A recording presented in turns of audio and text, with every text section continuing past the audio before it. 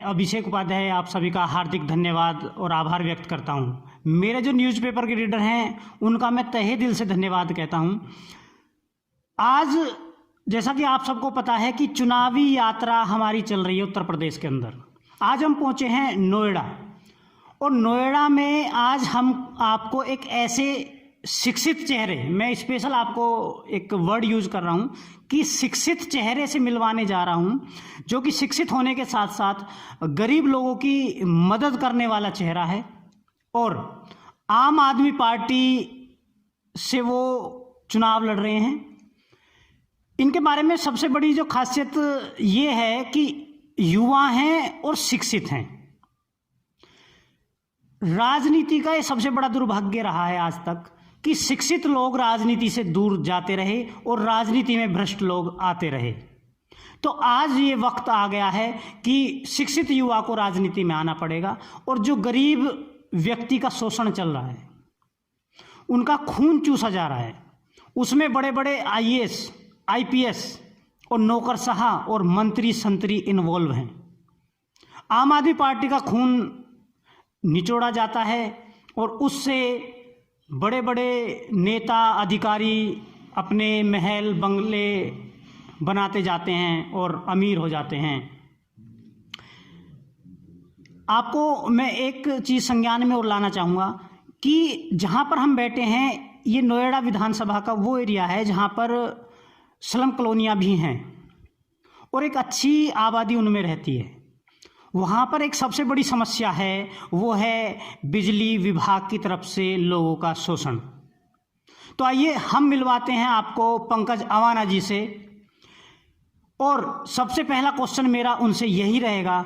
जी, आपका पंकज अवाना जी हमारे प्लेटफॉर्म पे बहुत बहुत स्वागत। सबसे पहले बहुत बहुत धन्यवाद आप लोगों का। जी, मेरा सबसे पहला सवाल, जैसा आपने सुन भी लिया होगा कि आपके क्षेत्र में गरीब व्यक्ति का जो कॉलोनी में रहता है, एक बिजली विभाग वो उनका शोषण कर रहा है, तरीके से डराया जाता है, और जो कॉन्ट्रैक्ट बेस पे लोग लगे हुए हैं उनके द्वारा उनको डराया जाता है, धमकाया जाता है कि आपका इतना बिल बन गया है और आपको जेल जाएंगे, ये करेंगे वो करेंगे, और उसकी आड़ में जो अफसर है वो बड़ा खेल खेल रहे हैं।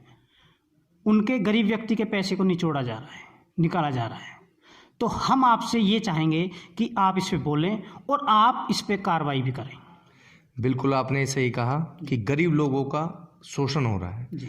जो बिजली से लोग यहाँ पे पीड़ित हैं, स्लम एरियाज मोस्टली यहाँ पे टारगेट आप लोग करें। जितना भी यहाँ पे जो ये कॉलोनी है और ये झुग्गी झोपड़ी के जो लोग हैं, यहाँ पे रहने वाली आबादी है, मैं मानता हूँ कि नोएडा विधानसभा में सबसे ज़्यादा आबादी यही है, और यही लोग एक मूलभूत सुविधाओं से वंचित हैं, जिसमें आप बिजली ले लीजिए। बिजली एक बहुत बड़ा मुद्दा है, पूरे उत्तर प्रदेश में ही बहुत बड़ा मुद्दा है। आप जानते ही हैं कि उत्तर प्रदेश की बिजली सबसे महंगी है जी। पूरे देश में नंबर आता है महंगाई में, तो उत्तर प्रदेश का भी एक वो नाम है। यहाँ पे कुछ दबंग लोग हैं जो लोगों का शोषण कर रहे हैं, जो 15 रुपये यूनिट, 20 रुपये यूनिट गरीब लोगों को बिजली मुहैया करा रहे हैं। उसमें बहुत सुविधाएं थी, वो लोगों को मुहैया कराई गई। तो ये एक जरूरत की चीजें हैं और इस पे सरकार को काम करना चाहिए। एक गरीब आदमी है, एक पैसे वाला आदमी तो अपना रोजगार कर लेता है, पैसे से अपना गुजारा कर सकता है, लेकिन जो गरीब लोग हैं उनके बारे में सरकार को सोचना चाहिए। एक तो बिजली इतनी महंगी होने के बावजूद भी बिजली उनको उससे भी 3 गुना दाम में मुहैया कराई जाती है। तो ये बहुत बड़ा यहाँ पे एक मुद्दा है और इस पे हम लोगों के बीच में जा रहे हैं, उनकी राय भी ले रहे हैं। तो लोग बहुत परेशान हैं और अब से पहले उनके पास कोई विकल्प नहीं था। ये स्थिति थी कि चोर चोर मौसेरे भाई। अब से पहले सपा थी, यहाँ पे सत्ता में रही, उत्तर प्रदेश में सरकार रही सपा की, उसी में जो आज स्थिति है भाजपा में, वो स्थिति उन्हीं लोगों की सपा में भी रही। उस टाइम पे भी लोग अपनी मूलभूत सुविधाओं से वंचित रहे। उससे पहले बसपा की गवर्नमेंट रही, बहन जी मुख्यमंत्री रही, उस टाइम पे भी यही स्थिति लोगों की रही। तो अब लोग विकल्प के नाम पे आम आदमी पार्टी को सपोर्ट कर रहे हैं। उन्होंने आम आदमी पार्टी का काम देखा है, क्योंकि दिल्ली बहुत ही कम डिस्टेंस पे यहाँ से है, आप 5 से 10 मिनट में दिल्ली पहुंच सकते हैं। तो एक दिल्ली में लोगों को जो सुविधा मिल रही है, तो उत्तर प्रदेश में भी अगर लोगों ने हमें मौका दिया तो हम उनको आश्वस्त करते हैं कि जो दिल्ली में सुविधा दी है वो उत्तर प्रदेश में भी हम लोगों को दें। अवाना जी, मैं बात करूं, जो मैंने जिक्र किया है कि एक पुरानी कहावत है कि एक जहाज में, शिप में जरा सा छेद हो जाता है तो शिप को डुबा देता है। जी। तो सरकारें जो हैं सब तरफ ध्यान देती हैं, लेकिन जो मैं आपके संज्ञान में लाना चाह रहा हूँ ये बिजली विभाग की, तो आपको यदि जनता अपना प्यार देती है और आप किसी भी तरह सत्ता में आते हैं तो आप इस बिजली विभाग पे लगाम लगाने में कामयाब रहेंगे? बिल्कुल रहूंगा। देखिए, काम होता है सत्ता और पावर से। अभी हम लोग कहीं स्टैंड नहीं करते, हम जाते भी हैं लोगों की समस्या सुनने के लिए, कोई अधिकारी हमारी सुनने के लिए तैयार नहीं, क्योंकि वो सब पैसे खा के बैठे हैं। और यहाँ से जो धुरंधर भाजपा के कुछ कद्दावर नेता हैं, उन अधिकारियों पे उनका हाथ है, तो वो किसी से डरते नहीं, किसी के सामने झुकते नहीं। लेकिन अगर जनता ने हमें मौका दिया तो मैं ये विश्वास दिलाना चाहता हूँ कि पहले दिन से इनके कान नाक में नकेल डालने का काम हम करेंगे। किसी के साथ गलत नहीं होगा, अवैध वसूली नहीं होने देंगे, लोगों को मूलभूत सुविधा हम मुहैया कराएंगे। इस बात का हम आपके चैनल के माध्यम से दावा करते हैं। अनिल जी, अच्छा पंकज जी, एक मेरा आपसे तीखा सवाल कि ये गरीब जनता, हम भी चाहते हैं कि इस राजनीति में बिल्कुल सिंपल, सभ्य और पढ़े लिखे लोग सत्ता में आएं, जिससे कि गरीब व्यक्ति की समस्याएं दूर हो सकें, भ्रष्टाचारी लोगों को धीरे धीरे सत्ता से बाहर किया जाए।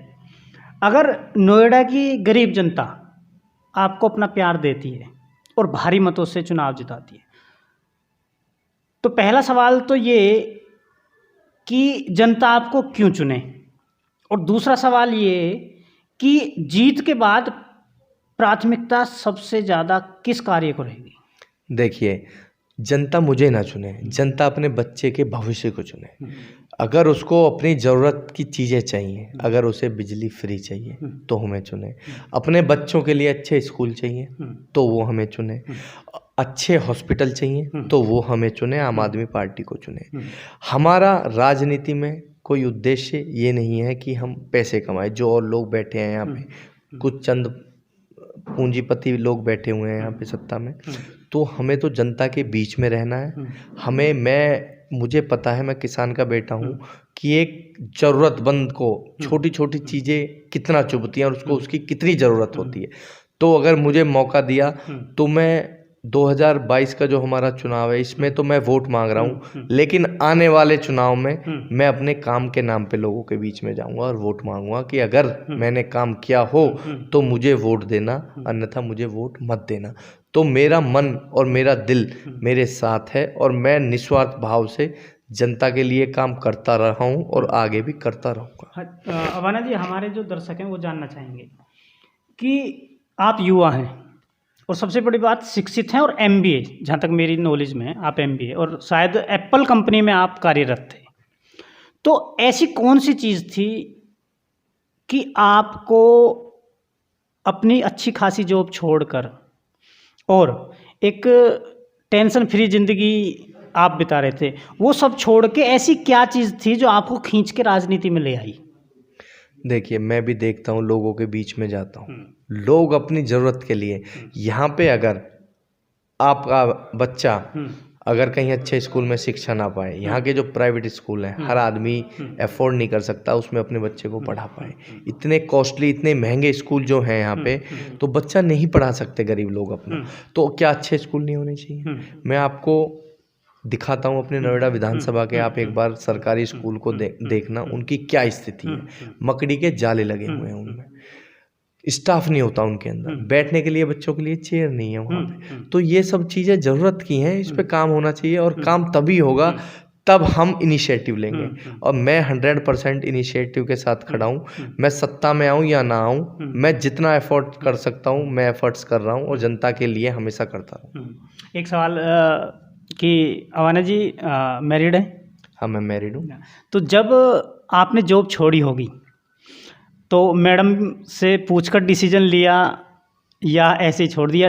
एक राजनीति जब व्यक्ति आता है तो घर, जैसे आपके ब्रदर भी खड़े हैं, उनसे पूछता, थोड़ा सलाह मशवरा, मैडम से जो आपकी वाइफ है उनसे भी कोई सजेशन लिया गया, या एक सोच बनी और एक गरीब लोग के लिए कुछ करने की तमन्ना जगी और डायरेक्ट मैदान में कूद गए। नहीं, मेरी फैमिली मुझे पूरा सपोर्ट कर रही है, चाहे वो मेरी वाइफ हो, मेरे पापा हो या मेरे भाई हो, सब सपोर्ट करते हैं और सब चाहते हैं बदलाव हो, और बदलाव के लिए किसी ना किसी को तो मैदान में आना होगा।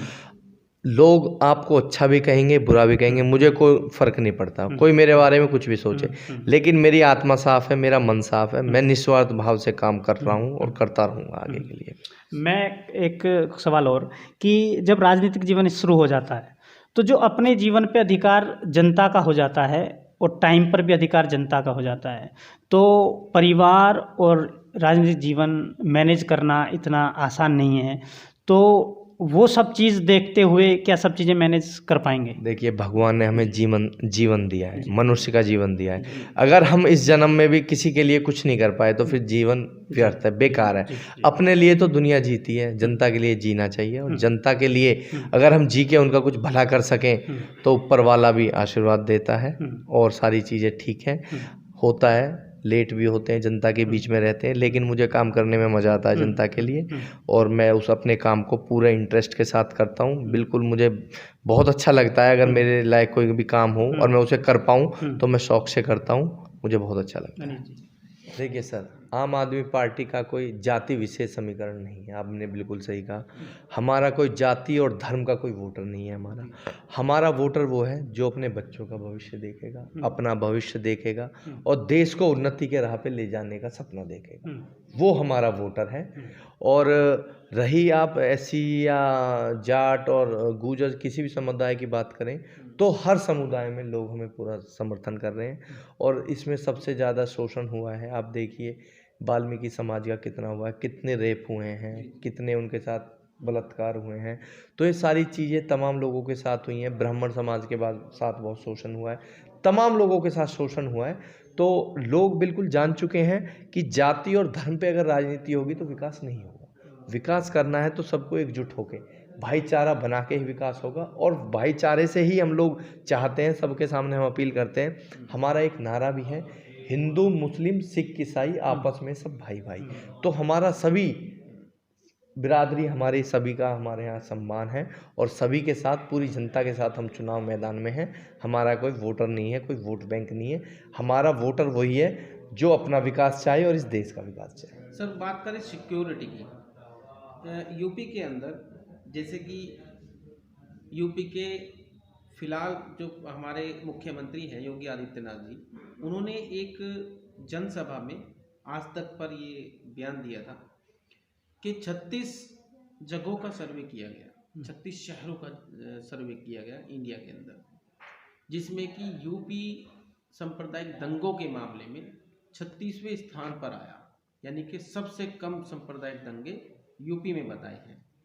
तो सिक्योरिटी की अगर बात करें तो बीजेपी सरकार अलग दावे करती है सर, और अगर हम सिक्योरिटी की बात करें, अगर हम आम आदमी पार्टी यूपी में आ जाती है, क्या महिलाएं, अन्य वर्ग के तबके के लोग, क्या सिक्योरिटी उनको मिल पाएगी या नहीं मिल पाएगी? सर, दिल्ली में आप देखिए, दिल्ली में जो पुलिस प्रशासन है सेंट्रल के आदि, उसके बाद भी हमने दिल्ली के अंदर हर चौराहे पे कैमरे लगाने का काम किया, माननीय अरविंद केजरीवाल जी। उससे कहीं ना कहीं मुझे लगता है अपराध रुका है, और दिल्ली में बहुत चीज़ें कंट्रोल में आई हैं। तो उत्तर प्रदेश में भी बहुत ज़रूरत है उन सारी चीज़ों की। हाईटेक होना बहुत, अब नोएडा सबसे हाईटेक सिटी है, आप जानते हैं, पूरे उत्तर प्रदेश में। लेकिन यहाँ पे आप देखिए, गांव में आप जाइए, कॉलोनियों में आप जाइए, स्लम एरियाज़ में आप जाइए, कितना विकास हुआ है, कितना नहीं हुआ। यहाँ पे जो हमारी सीईओ हैं ऋतु महेश्वरी, वो यहाँ पे अवार्ड ले लेती हैं कि सबसे क्लीन सिटी है तो नोएडा है।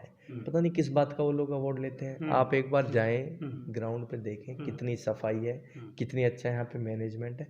सब जीरो है, लेकिन इनिशिएटिव लेने के लिए भाजपा, मैं आपसे पहले भी कहा था, दोबारा बोल रहा हूँ, नंबर 1 पे होती है। कोई भी सर्वे हो, कोई भी सर्वे की एजेंसी हो, सारी भाजपा की होती हैं। सर्वे में सब प्लस में इनको दिखाया जाता है।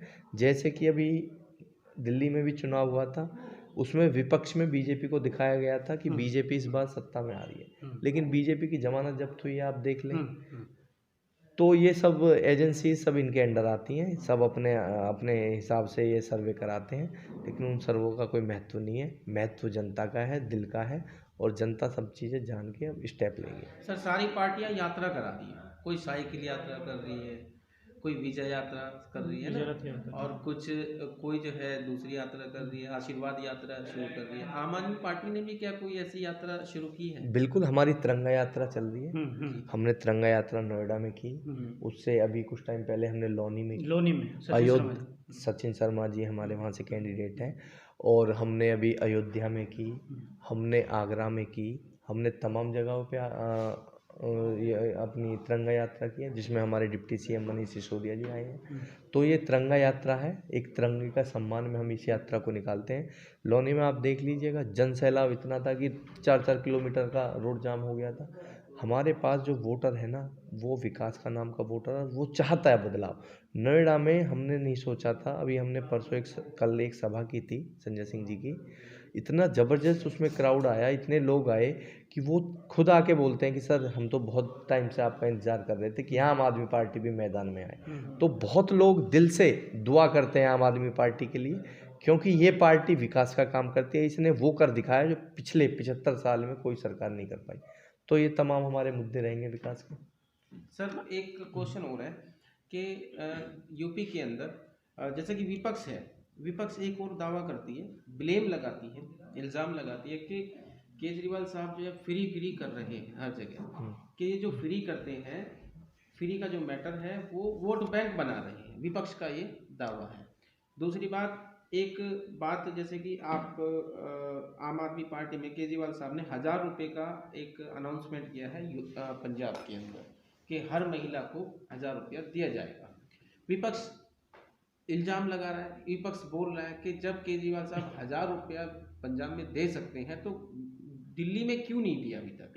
इसके बारे में आपसे जानना। सर दिल्ली में तमाम सुविधाएं आप भी देख रहे हैं, महिलाओं की बस यात्रा फ्री है, महिलाओं की मेट्रो यात्रा फ्री है, तो मुझे लगता है वो तो 1000 रुपये से भी ज़्यादा बैठता होगा। वो आप देखिए ना कि उन्होंने कितनी सुविधा दी है।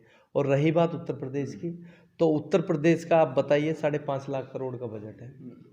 अगर इनकी नीयत साफ हो, दिल्ली से लगभग 10 गुना ज़्यादा बजट है। दिल्ली का बजट 30,000 करोड़ था जिस टाइम पे हम लोग आए थे सत्ता में। उसके बाद केजरीवाल जी ने 60,000 करोड़ का बजट जस्ट डबल किया। 2019 से पहले घाटे में जा रही थी दिल्ली। तब से केजरीवाल जी आए हैं, मुनाफे में दिल्ली है, जिसमें आपको बिजली फ्री मिलती है, पानी फ्री मिलता है, शिक्षा फ्री मिलती है, स्वास्थ्य फ्री मिलता है, महिलाओं को बस यात्रा फ्री मिलती है, घूमने की यात्रा फ्री मिलती है, तमाम चीज़ें लोगों को फ्री मिल रही है। अच्छा, अब आती है बात फ्री की। ये जो विपक्षी पार्टी है ये बोलती है कि फ्री करते हैं केजरीवाल जी। अरे जब एक मुख्यमंत्री को फ्री मिल सकता है, एक सांसद को फ्री मिल सकता है, एक विधायक को फ्री मिल सकता है, एक प्रधानमंत्री को जब फ्री मिल सकता है, तो क्या आम जनता का अधिकार नहीं है? आम जनता तो अगर एक शैम्पू का पाउच भी खरीदती है उस पर भी टैक्स देती है, हर चीज़ पे वो टैक्स देती है, टॉफ़ी भी खरीदती है उस पर टैक्स देती है, तो वो उनका अधिकार है, उनको मिल जाएगा तो क्या दिक्कत है?